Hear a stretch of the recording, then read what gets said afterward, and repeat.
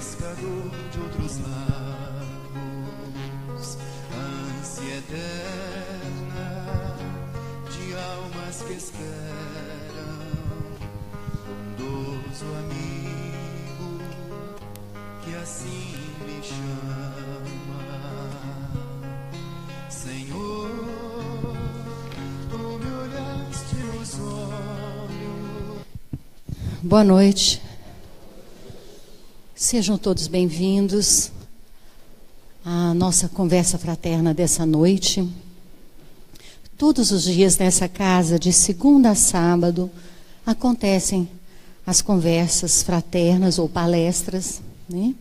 Que é uma oportunidade da gente ouvir um pouco mais do que Jesus ensina e podermos buscar um alimento aos nossos espíritos.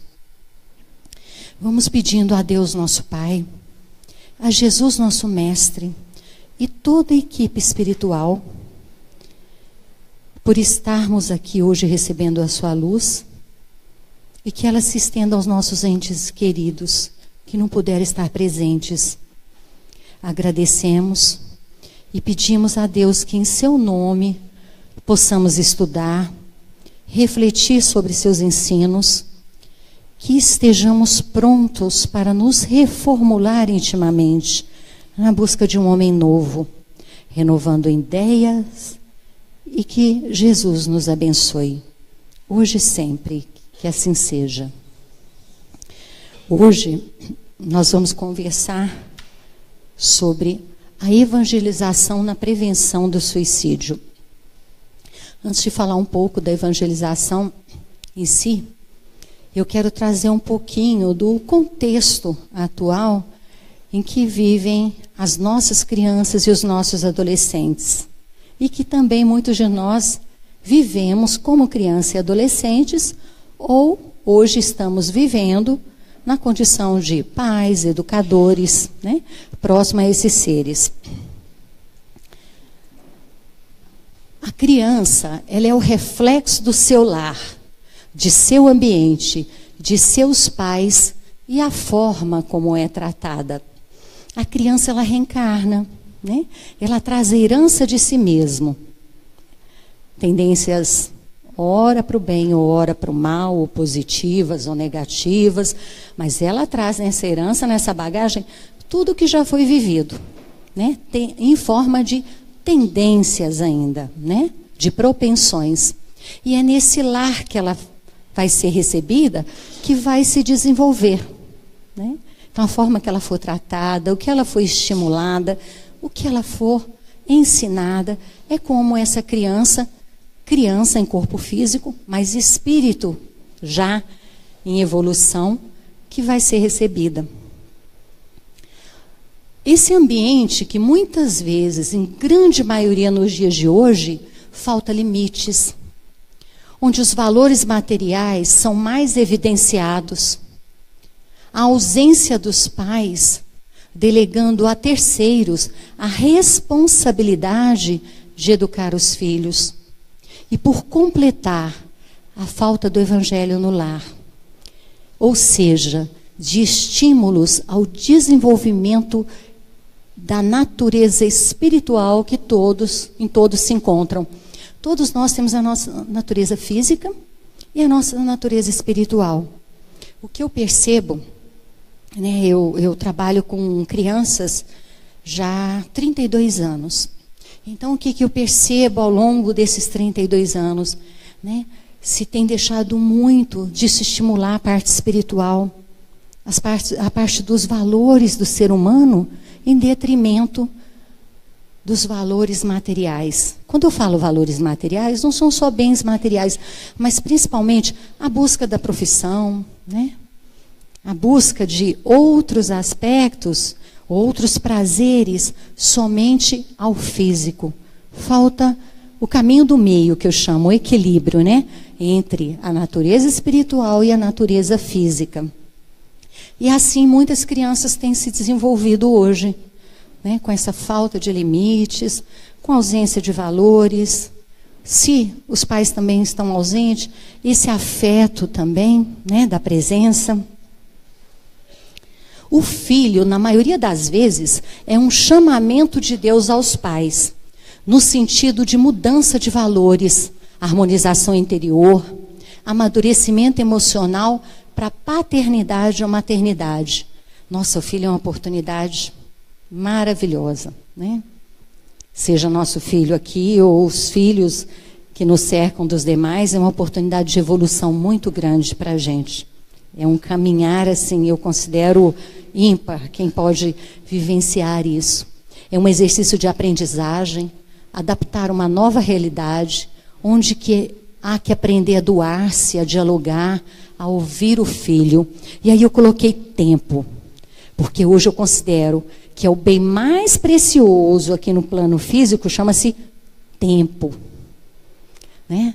Quantas vezes nós, pais, corremos atrás de trabalhar tanto, é tanto tempo para trabalhar, para fazer curso, para profissão, e os filhos vão ficando.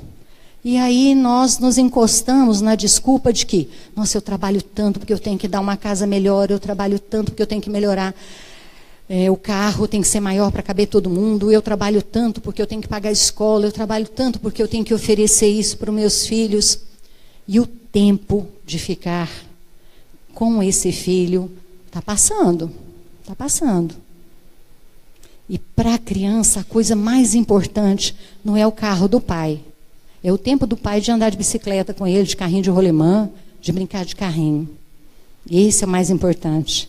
Não importa o tamanho da casa, o que importa é a presença do pai e da mãe com a criança. Isso é que é importante.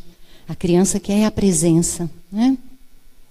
Pais e filhos estão na mesma família para reajustes e crescimento espiritual, que se apresentam por várias oportunidades, como problemas de saúde, dificuldades de relacionamento, rejeição. É isso, né? A gente vem na família para a gente poder resgatar oportunidades antes perdidas. Oportunidade de quê? Oportunidade de aprender a amar, para poder crescer juntos.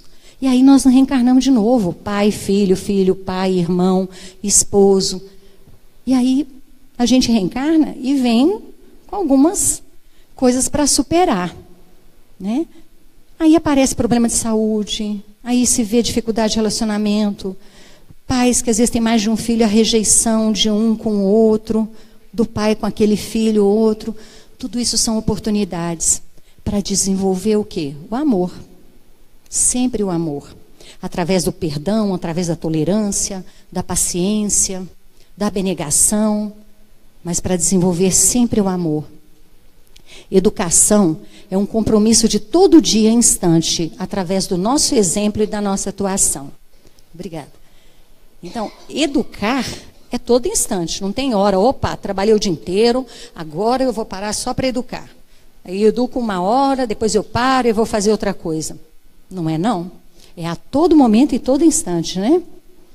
Nesse contexto, onde pais e filhos têm se encontrado para evoluir, um fator preocupante que merece especial atenção chama-se suicídio. O que é o suicídio? É um gesto de autodestruição. É uma busca de vencer uma dor que acomete a alma e se estende para o desejo de morrer ou de dar fim à própria vida. Busca-se, dentre tantos motivos, a necessidade de aliviar pressões externas e internas, como cobranças sociais, culpa, remorso, depressão, ansiedade, medo, fracasso, humilhação e tantas outras pressões. Então, é a busca para aliviar isso, né? Principalmente na infância e na adolescência, que não se verbaliza tanto, mas se vai no comportamento. Quer aliviar essa pressão, quer aliviar essa dor. Não quer perder a vida, ele quer perder a dor. Ele quer ficar livre da pressão que sofre, né? O número de suicídios de 2002 até 2012 entre crianças e adolescentes de 10 a 14 anos aumentou 40%. Na faixa etária de 15 a 19 anos, a incidência também cresceu em 33% de 2012 para a atualidade. E após esses 10 anos, um aumento de quase 10%. Eu estava lendo que o índice de suicídio, principalmente entre os adolescentes jovens, tem se igualado, quase se igualado a de adultos. Isso é preocupante, né? Atenção aos sinais, aos avisos. A criança, o adolescente, eles vão dando sinais e vão dando avisos de que, opa, não está certo não, olha, eu estou sofrendo. Olha para mim, eu estou sentindo dor. E às vezes a gente deixa para lá, né? Acha que a criança, o adolescente está querendo simplesmente manipular a atenção da gente, né? Chamar a atenção. Isso é muito sério. Ficar atenta a esses sinais. As causas, elas são multifatoriais, ou seja, muitas são as causas. E é complexo tentar explicar a causa do suicídio, principalmente entre crianças e jovens. Né? Porque são tantos fatores. O que acontece? Até os 21 anos, o cérebro ele é imaturo. O córtex pré-frontal, que é a última parte do cérebro a ser formada.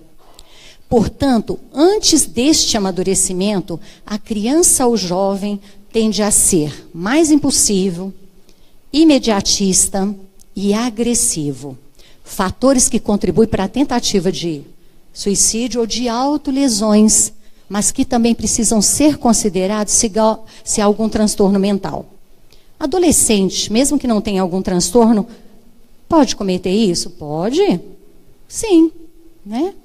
É fase característica da adolescência. Ali, hoje está começando aos 10, 11 anos. Antigamente era um pouquinho mais tarde, agora está cada vez mais precoce, né? E eles vão dando sinais. E esses sinais que nós temos que ficar atentos, né? Espera aí, vamos ver o que vai acontecer. O adulto, ele consegue expressar o sentimento e o descontentamento. Nós verbalizamos, nós falamos, né?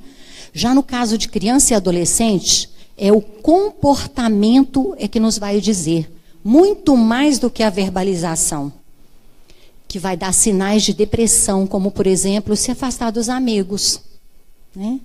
A criança, dificilmente ela fala, eu sou depressiva, eu tenho depressão, eu estou com depressão, a não ser que ela escute do adulto, ela repete, mas ela não diz. Ela diz pelo comportamento. Eu vejo lá na escola coisas que afetam as crianças, né? No lar, em outras situações, o que fala é o corpo. Né? Tia, eu estou com dor de estômago, tia, eu estou com dor de cabeça, tia, eu estou com vontade de vomitar, tia, eu estou com dor na barriga. Mas na barriga de que jeito? Você quer ir ao banheiro, não quer? Não, é uma dor que eu não sei explicar. Aí você vai conversar com a criança, e você vai buscando e vai tirando dela o que aconteceu, o que ela está sentindo. Né? Porque ela não entende certas coisas que aconteceu. A separação dos meus pais, ou foi a briga lá em casa que teve, ou foi meu pai que viajou, ou foi meu cachorrinho que morreu. A criança, ela mostra no comportamento, no emocional, tudo isso que ela vai vivendo e ela não consegue verbalizar. Né? A adolescência é a fase da vida que a pessoa se descobre como indivíduo separado de seus pais, gerando sentimento de curiosidade, de euforia, de medo e de inadequação. Há nessa fase a necessidade de contrariar a vontade ou a ideia dos pais para construir sua própria identidade. Ninguém pode falar que não passou por isso aqui. Uns passam em maior intensidade, outros em menor intensidade, mas é uma característica comum da adolescência, né? Essa instabilidade de sentimentos leva a uma confusão, com uma constante mudança de opinião e metas, e com um comportamento bastante possível. Ontem ele pensava dessa maneira, amanhã ele amanheceu pensando totalmente de outra maneira. Né? Ele vai procurar exemplos de pessoas próximas ou não, em ídolos artísticos, esportivos, entre outros, para construir seu caráter e seu comportamento. É interessante. A gente, quando tem criança, bebê, a gente vacina. Tem um cartão de vacinação, a gente vai vacinando as crianças, vai imunizando. É uma profilaxia que a gente faz. Para ir colocando essa criança nos ambientes, para não pegar tal doença, né? Vai alimentando, fortalecendo e vai inserindo ela nos ambientes. Mas muitas vezes não fazemos isso com a parte emocional, né? Com valores. E a mente da criança, ela é terra virgem e fértil. Tudo que a gente planta lá, um dia vai crescer e vai colher. Só que também existem as ervas daninhas. E ervas daninhas entram em plantação, né? E aí, se eu crio uma profilaxia, como a vacina, né, ao físico, essas ervas vão morrer. Lembra da parábola do joio e do trigo, né? Então tem o trigo e o joio ali no meio. E vão crescer juntos. Mas vai chegar um momento em que o trigo vai prevalecer. É a mesma coisa. Então o adolescente passa essa fase em que o mais importante, o que fala mais para ele, é a turma. São os colegas, são os ídolos. Está na fase, então, os meninos que adoram os youtubers, não é isso? Os meninos que estão aqui? Né? Está assistindo o vídeo do YouTube lá e tem um comentarista, e lá tudo que ele fala, as expressões, as gírias, aquelas palavras nada bonitas, o jovem capta. Né? Ele capta aquilo com uma facilidade e idolatra também. Então, porque isso é perigoso por um lado, muito, mas muito mesmo. Porque ele tende a seguir aquele exemplo. Mesmo que o pai, a mãe, a escola, a igreja, quem foi, vem plantando o trigo há muito tempo. O tal do joio entra e às vezes pode devastar. Né? E nós que temos que ficar atento, quem está acompanhando. A criança e logo o jovem passa por grandes mudanças físicas e emocionais. E por isso, tudo é superdimensionado, é mais dramático para eles pela dificuldade em lidar com problemas. No entanto, na maioria das vezes, são pensamentos passageiros, não são indicativos de transtorno mental e não há necessidade de intervenção. Cabe a nós diferenciar os adolescentes em plena saúde mental dos que estão com algum transtorno, e que pode ser muito difícil em alguns momentos, exatamente por causa das peculiaridades em si da adolescência. Nossa, será que esse menino não era assim? Por exemplo, a fase de transição, eu percebo, os meninos de 10, 11 anos, que eram extremamente organizados, eles perdem o senso de organização, você olha os materiais na escola, você olha no quarto, está tudo bagunçado. Você fala, o que aconteceu? Eu ensinei a vida toda, fica rindo, né? A gente fala tanto e agora ele desorganizou. Por quê? Primeiro, ele está passando por uma transição física, hormonal muito forte. E passando por essa fase realmente da infância para a adolescência. Então, isso mexe muito. E tem hora que você fala, ai meu Deus, o que será que está acontecendo, né? Há uma diferença entre essas mudanças passageiras e se há algum transtorno de comportamento mental. Como é que a gente vai saber? E por que é importante saber? Porque senão passa desapercebido, passa pela adolescência, chega na fase da maturidade, nossa, mas isso surgiu agora? Não, isso não surgiu agora. Surgiu lá desde pequeno e eu não me percebi. Eu vou trazer alguns exemplos de transtornos, só para se ter uma ideia. Não vou aprofundar, não sou médica, né? Mas pela minha experiência com as crianças, o que eu vejo que é importante, alguns sinais, como eu disse antes, alguns avisos para a gente ficar atento. Vamos lá. Transtorno de humor, a depressão. O que a gente percebe? Tristeza ou humor deprimido acentuado, uma irritabilidade, uma perda de interesse ou prazer em suas atividades, perda ou ganho de peso, insônia ou excesso de peso, o abuso de substâncias psicoativas, álcool e às vezes até as drogas. Isso tem muito a ver com a depressão. Os transtornos alimentares. A criança ou o jovem come compulsivamente e depois vem o ato de vomitar, chamada bulimia. Outra hora diminui a ingestão de alimentos e não quer saber de comer de jeito nenhum. Tem medo de comer, né? Ele demonstra pavor em engordar e toma atitudes exageradas ou não necessárias para emagrecer. É a anorexia, o que leva à morte. Um suicídio, né? Transtorno de conduta. Por exemplo, comportamentos repetitivos de contrariedade a normas e padrões sociais, conduta agressiva e desafiadora, chamado hoje transtorno opositor desafiante ou desafiador. A dificuldade de aceitar regras, normas e hierarquia. Ih, gente, mas tem uma geração hoje muito, não é um, dois, não, são várias crianças assim. Como tratar essas crianças, como ajudar esses seres, né? Travessuras infantis e rebeldias de adolescentes que podem terminar em condutas ilegais, em violações de direitos de outras pessoas, como roubos, brigas, crueldades, destruição de patrimônio público, alheio, né, que a gente vê por aí, intensa desobediência. Hoje acomete muitas crianças esse transtorno. Transtornos do uso de substâncias psicoativas, principalmente no jovem, se manifesta-se pelo uso de substância associada a uma necessidade intensa de ter a droga, pois sem ela ele não consegue ter prazer nas atividades da vida dele. Ele precisa do álcool, ele precisa beber, né? E eu converso muito com a minha filha está no 4º ano de medicina, e é uma turma que bebe muito. E eu vejo que às vezes os outros falam assim, é sorte a sua não beber? Eu falei, não, não é sorte não, foi trabalho. Foi duro, foi segurar em alguns momentos, deixar ir em outros, foi na busca, né? E eu sempre converso com ela, filha, por que nas festas se precisa beber tanto? Para se ficar alegre, para poder cantar, para poder dançar, para poder rir. Não é preciso, mas muitos precisam, né? Para acalmar uma dor, para sentir o prazer, aí busca, né? O álcool, uma droga e outras drogas também. Transtorno de ansiedade. Esse acho que ninguém tem. Acho que ninguém tem. Esse, se fizesse uma tabela, é o que está lá embaixo. Não é nada, gente.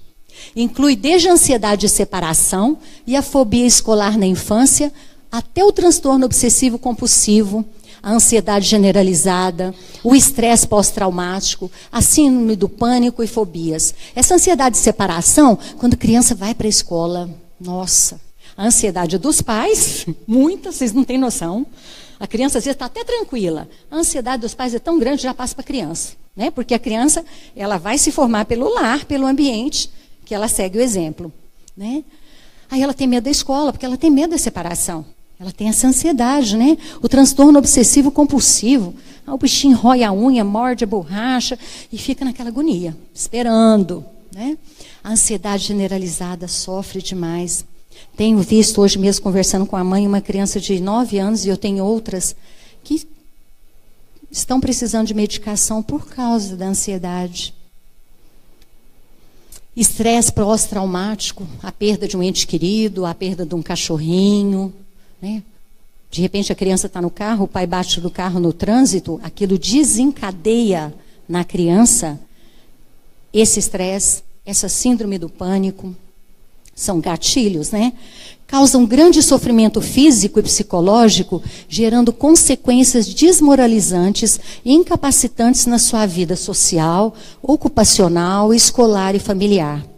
Podem iniciar tanto na infância como na adolescência, e também podendo ocorrer em comorbidade com outros sintomas. Então, às vezes, vem o transtorno de ansiedade com a impulsividade, com a agressividade, com o TDA, que chama transtorno de déficit de atenção, ou transtorno de déficit de atenção com hiperatividade. Criança acelerada, ela não para de jeito nenhum, né? Acho que na nossa época é chamada de criança custosa, danada, né?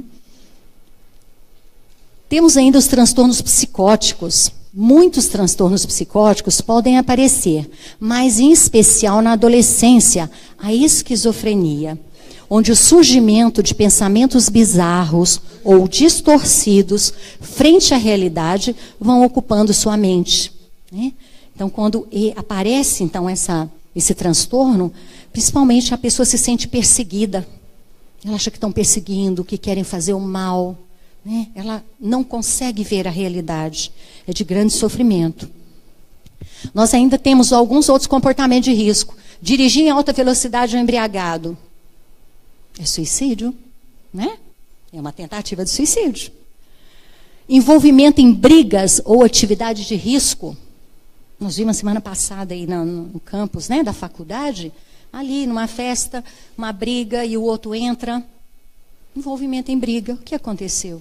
A perda da vida, né? Atividade de risco.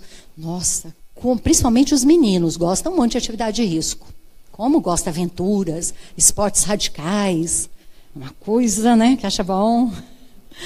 Vícios eletrônicos, conversas informais, diálogos públicos em redes sociais, né? A criança e o jovem participando de diálogos onde incita a violência, onde se banaliza a vida, onde os jogos são fugas da realidade, brincadeiras que se coloca através da internet para tirar a própria vida. Isso sempre desemboca na escola, sabe? Uma época está lá, a brincadeira de apertar, para ver quanto tempo aguentava sem respiração, para ver se consegue desmaiar. Isso é o que, gente? Né? A brincadeira de desafio da baleia azul, a baleia rosa, sei lá, de baleia, desafiando a tirar a vida, a própria vida e até a dos demais. Né? A tão difundida era digital é um paradoxo. Pois ao mesmo tempo que nos trouxe inúmeros benefícios, também nos determina muito mais cuidado, capacidade de seleção, discernimento e compreensão das informações que nós recebemos. Ao mesmo tempo que traz muita informação, mas o cuidado tem que ser redobrado. Na minha época, o cuidado que a minha mãe e meu pai tinham que ter era assim, ó, criança não fica perto de conversa de adulto. Criança não pode conversar. Não pode escutar a conversa de adulto. A mente infantil não está preparada, né? Criança não pode assistir isso, não é horário. Eu sou da época que, antes de começar o programa na televisão, tinha um documento que aparecia, chamava Censura Livre. Não era uma coisa assim? E cinema também, tinha um limite de idade. E hoje? Hoje está tudo aberto demais. Sem o preparo e sem o que eu falei antes. A profilaxia. Eu não vacinei essa criança, esse adolescente. E ele já foi jogado aí, né? A ausência de orientação espiritual, seja pela rejeição das religiões ou de qualquer outro segmento, que se apresenta através de dogmas, ocasiona uma crise interna no jovem. Crença ou descrença? O que é mais saudável? Depende. Depende da crença em que, no quem, em quem e como. É perigoso. Se eu entro para essa facção que é capaz de tirar a própria vida em sacrifício da religião, homens bombas, adolescentes bombas, sou recrutado para isso, essa crença é saudável? Né? Quando que essa crença pode ser saudável? Mas o que fazer, né? Como é que nós devemos agir para que nossas crianças e jovens não encontrem nesse caminho do suicídio a saída para suas dificuldades? O que a gente tem que fazer? Marcos, ele diz, mas as sementes que caíram em terra boa brotaram e cresceram. Dá disciplina e limites desde pequeno com energia amorosa, trazem benefícios por toda a vida. E isso já nos ensinou Jesus, quando nos alertou. Mas seja o vosso falar sim, sim e não, não. Hoje está meio assim, sim, não, não. Aí o menino tenta aqui, não, então tá, só hoje sim. Aí eu vou vacilando, firmeza passou longe. Jesus não falou, seja mais ou menos, não. Ele está dando um exemplo. Firmeza amorosa. Sim, sim, não, não. Criança, jovem, gosta de se sentir seguros. Gosta de sentir que tem uma mão que está conduzindo, que está protegendo. Isso é muito importante. Assunto de relacionamento dos pais deve ser resolvido entre ambos, sem envolver os filhos. Em caso de separação, explicar ao filho que o amor dos pais para com ele não mudará. Assim a criança não se sentirá rejeitada ou culpada. Novos relacionamentos requerem amadurecimento emocional e muito critério dos pais para que o filho não apresente problemas e conflitos íntimos. Essa é uma realidade que eu vivo demais na escola. Como a criança sofre com a separação dos pais. Pouco em si pela separação entre o pai e a mãe, mas da separação dos pais para com o filho. Isso é muito sério, né? Separou o casal? Tudo bem. Mas eu falo para eles, papai e mamãe nunca vão separar de vocês. Nunca vai deixar de te amar. Né? Eu falo isso. Apesar de que eu vejo ainda na separação, um se afastando. Fisicamente, emocionalmente. E ficando às vezes só um. Ou às vezes os dois se afastando. E essa criança entra nesse conflito. Ela se sente rejeitada. Muitas vezes ela se sente até culpada por essa separação, né? Nós temos que ficar atento com isso. Sempre necessário também passar aos filhos valores morais e éticos, evitando que os valores materiais tornem-se o mais importante e sejam objetos de frustração. Nos momentos de dificuldades financeiras, sermos verdadeiros e explicar as restrições de ordem econômica das condições da família. O mais importante é o amor, é a amizade e estar com os que amam. Quantos suicídios são cometidos, principalmente na fase adulta? Porque as pessoas não conseguem enfrentar dificuldades financeiras. Perda de bens, perda do emprego, perda do padrão financeiro que tinha, econômico, e diminuiu. E busca nesse caminho a solução. E onde é que eu vou ensinar desde pequeno, dentro da minha casa, com meus filhos? Olha, só pode comprar isso aqui, tem que saber esperar a tal data, isso não pode, isso tem tal valor. Isso se ensina desde pequenininho, se fortalece, para que quando ele sofrer reveses que a vida pode ter e vai ter, ele não busque nesse caminho do suicídio a solução, né? Estar ao lado da criança nas dificuldades escolares, o que muitas vezes não se encontram nela. Mas na metodologia do ensino, na sua maturidade intelectual e emocional, que nunca deve ser comparada aos outros. Quem tem mais de um filho, quando vê, compara. Ontem mesmo eu estava vendo uma mãe comigo. Não, a minha outra não tem nada a ver com isso, mas Solange, essa aqui é tudo o contrário, eu não sei o que eu faço, é a mesma educação, eu dou as mesmas coisas, mas a individualidade de cada um é diferente. E é um desafio. Se é desafio ter um filho, eu tenho uma. É 2, é 3. A minha avó que teve 15. Desafio. Mas se Deus deu essa oportunidade e você aceitou, eu aceitei, é porque nós temos capacidade. Não é por acaso, né? Quanto mais laço afetivo e social temos, menor risco de suicídio. Tá? Então, cuidado com o isolamento. Criança que não quer brincar com outra, que não quer conviver. Tem que se criar esses laços, né? Estimular, criar esses laços. Mudanças de comportamento acontecem na infância e na adolescência. Cabem ser bem observados e avaliados, antes mesmo de se fechar um diagnóstico.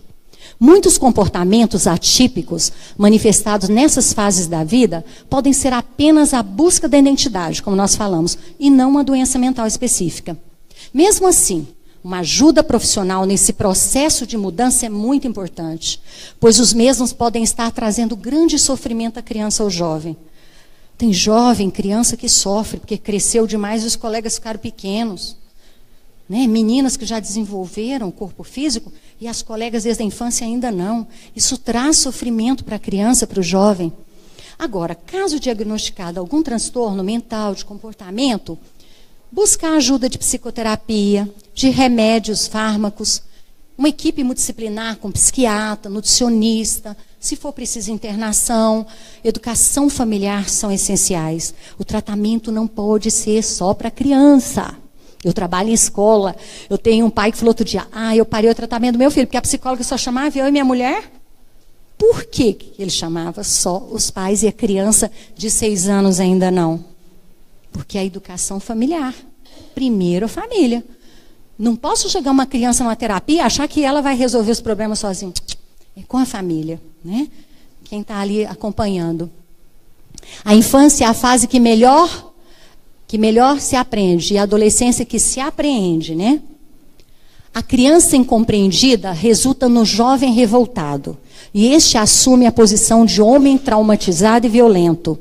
Essa criança desdenhada aparecerá no adolescente inseguro, que modela a personalidade do adulto.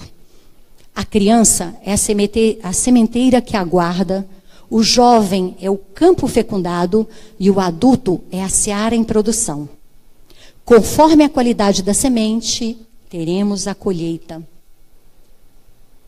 Pais devem aceitar os filhos como estes são e não formar expectativa de sucesso ou modelo idealizado, achando que os filhos são heróis, são gênios. Não temos que ter essa expectativa. Lembra lá quando ele se frustra, ele se sente incapacitado, né? É porque colocamos expectativas demais. Para a criança ou adolescente é muito melhor a franqueza, a aceitação, a amizade e o respeito dos pais, do que por eles serem rotulados de super-homens. O filho busca no lar o afeto real. A melhor recompensa que os pais podem almejar pela educação que deram aos seus filhos é vê-los capazes de desempenhar seu papel na sociedade que lhes cabe por direito, demonstrando independência e maturidade, mas acima de tudo sendo felizes. Mas tem um tratamento, gente, que não custa dinheiro, não custa esforço físico, mas demanda tempo, demanda atenção, dedicação, plantio e certeza de que a colheita será ao longo da vida, que é um processo de paciência, é uma profilaxia. Sabe como é que chama esse tratamento? Evangelizar, que é se ter a esperança de um porvir, de um futuro, né? Então, a tarefa de educar é de relevância, mas a de evangelizar é de urgência salvadora. Opa, é urgente, não posso esperar, né? Eu vou esperar quando vai para a escola para aprender a ler. Para evangelizar, não. Dentro da barriga já tem que começar, vamos embora, né? Evangelizar é trazer o Cristo de volta ao mundo infantil como bênção de alta magnitude. A criança evangelizada, ela torna-se um jovem digno, transformando-se em cidadão do amor, com expressiva bagagem de luz para a vida toda, mesmo diante das dificuldades que faz parte do caminho. Recebe elementos para vencer essas dificuldades.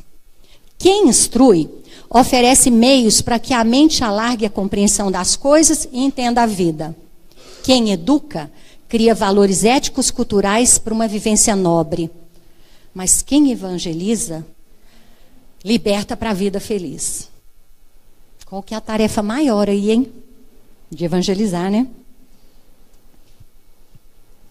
Mesmo que a criança não entenda que está sendo evangelizada, o reflexo dessa orientação poderá se fazer sentir na juventude e se concretizar na maturidade. Então a criança ainda não entende. Para que eu estou indo na evangelização, ou na catequese, ou onde for, que ela vai receber, né? Orientações e ensinamentos de Cristo. Mais do que título religioso, o importante é a religiosidade, que é a busca da espiritualidade, é o desenvolvimento dessa espiritualidade em si mesmo. Criança que se evangeliza é adulto que levanta no rumo da felicidade por vindoura. Dr. Bezerra de Menezes que nos trouxe. E sendo a doutrina espírita a mensagem restauradora do pensamento de Jesus Cristo em forma compatível com as conquistas do conhecimento moderno, acreditamos que a preparação das mentes infanto-juvenis à luz da evangelização espírita seja uma programação adequada para uma sociedade feliz e mais cristã. Evangelização espírita infanto-juvenil é toda atividade voltada ao estudo da doutrina espírita e à vivência do Evangelho de Jesus junto à criança e ao jovem. A evangelização espírita infanto-juvenil é de relevante importância na formação da sociedade do terceiro milênio, pois os jovens da atualidade serão chamados a exercer tarefas e a atender a compromissos cujos resultados dependerão da formação que lhes seja dada desde agora. Esses jovens, esses meninos, estão todos aqui? Eles é que têm um compromisso, né? De seguir adiante aí com a humanidade. E eles vão receber isso de quem? De onde? Mesmo? Informa-nos Joana de Ângeles que os pais, também na condição de orientadores, devem oferecer aos seus filhos, além dos meios de manutenção da vida e de encaminhá-los na profissão que escolham, a preocupação maior de atendê-los com a melhor diretriz para uma vida digna e um porvir espiritual seguro, ou seja, evangelizá-los. Possibilitar momentos de aprendizado e de convívio direcionados ao conhecimento e à vivência dos ensinamentos de Jesus. Está atrapalhando? Um Gol, acho que é NLG 7259, está atrapalhando uma garagem. A evangelização espírita é o sol nas almas, clareando o mundo inteiro sob as constelações das estrelas do céu, que são os bem-aventurados do Senhor em seu nome, pela transformação urgente da terra em mundo de regeneração e paz. É oportunidade, né, gente? Podemos começar a evangelizar dentro de casa, desde pequenininho, cultivando a fé em Deus através da prece, né? O que é essa prece? Eu vou fazer a criança decorar um monte de coisa. Eu sou da época que eu decorava, eu estudei colégio interno, né? Tive que decorar um bocado de coisa. Depois de maior que eu fui aprender a fazer a minha prece, com as minhas palavras, né? Conversar diretamente com Deus. Então, quer melhor coisa do que ensinar a criança a fazer a prece com as palavras dela, do jeito dela, despertando esse vínculo com Deus, não o temor a Deus, mas o amor a Deus, né? Essas palavras têm que ser entendidas, sentidas. Cuidar do ambiente do lar, mostrando que cada membro da família é responsável. Se a criança aprende a ser responsável nas pequenas coisas dentro de casa, da própria vida, ela vai ser responsável com a própria vida. Ela vai aprender a dar valor nessa vida, né? Então, pequenas tarefas como arrumar a cama, guardar brinquedo, ajudar a olhar o irmão menor, cuidar de uma planta, de um animalzinho que cria, mesmo que tenha alguém para ajudar, vai aprendendo noções de responsabilidade, que mais tarde será por sua própria vida. O Evangelho no lar. Isso aqui é bom demais. A criança que participa do Evangelho no lar nos traz cada ensinamento. Eu acredito, eu sou muito grata de estar esses anos todos trabalhando com crianças, porque você escuta desse espírito ainda renascendo novamente, muitos ensinamentos. Então, quando você cria esse momento do Evangelho no lar, é uma oportunidade muito grande de evolução. Criar um momento da família, onde todos aprendam a ouvir uns aos outros, sem julgamentos, nem apoiando ou reprovando os erros, aprendendo a colocar os problemas no nível espiritual, destacando a responsabilidade no agir, as consequências na nossa vida dos erros que cometemos. Cabe até ensinar as crianças sobre leis universais. Olha, isso não é castigo, é causa e efeito, consequência, né? Momento de valorização da vida, da alegria de viver. Cultivar o hábito do Evangelho no lar, onde aprendemos no ensinamento de Jesus, nas mensagens que nos trazem tudo o que precisamos para sermos felizes, melhores a cada dia. A participação da criança e do jovem nesse momento deve ser estimulada, não forçada. É uma conquista, né? Então, a evangelização, o que ela nos proporciona? O que ela nos ajuda para nos manter longe até do pensamento de suicídio? Olha só. Nos mostra que a vida continua. Fortalece a nossa fé em Deus e no futuro. Esclarece os sofrimentos decorrentes do ato do suicídio. Nos impulsiona a necessidade de orar e vigiar. Olha quantas vacinas a evangelização nos proporciona, hein, gente?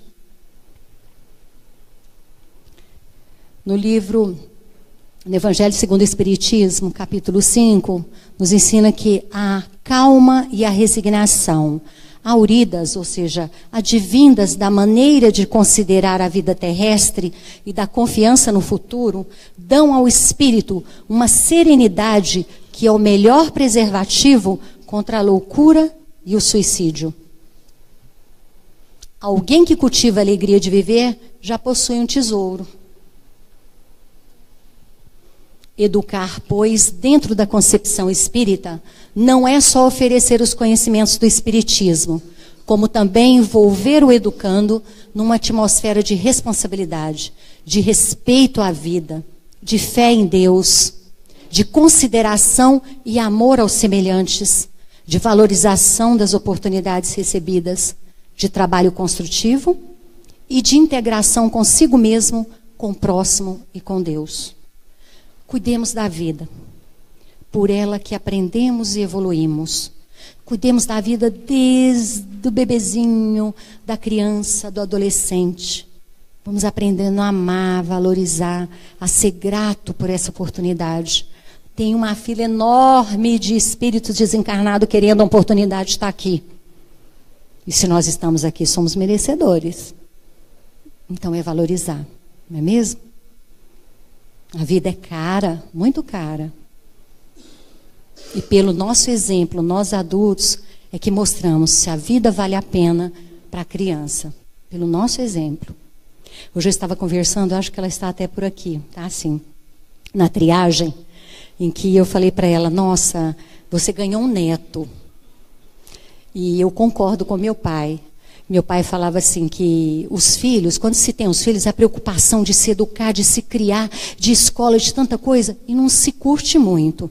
Mas quando vem o neto, você olha para o neto, é a oportunidade que você sente assim, nossa, eu estou renascendo, nova oportunidade de vida para mim. Né? Mas nós podemos fazer que essa oportunidade seja com os filhos, com os netos e com todos que nos cercam. Né? A todo momento nós estamos renascendo.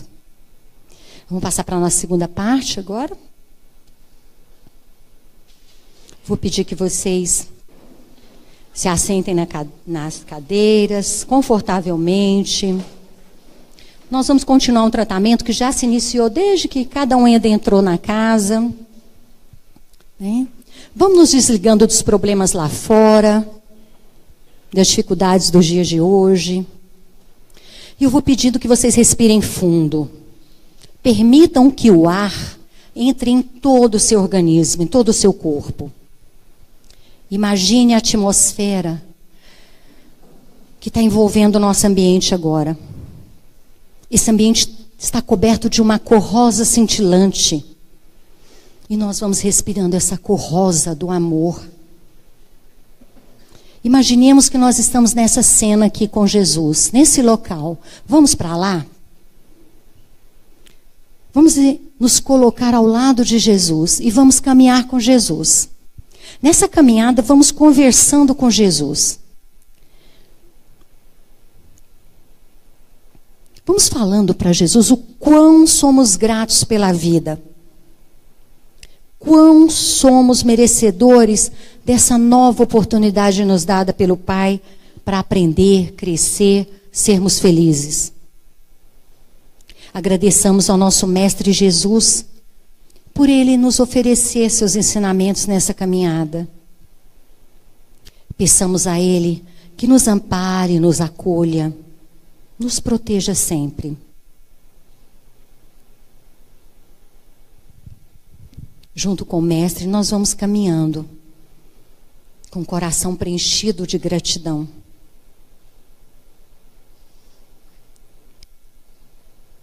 Deixemos nossa mente e coração aberto para receber o passe, a energia que vem do passe.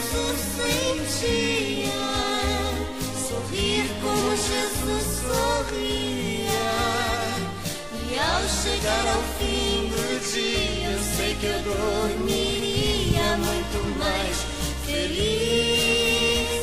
Sentir o que Jesus sentia, sorrir como Jesus sorria. E ao chegar ao fim do dia, eu sei que eu dormiria muito mais feliz. E ao chegar ao fim do dia, eu sei que eu dormiria.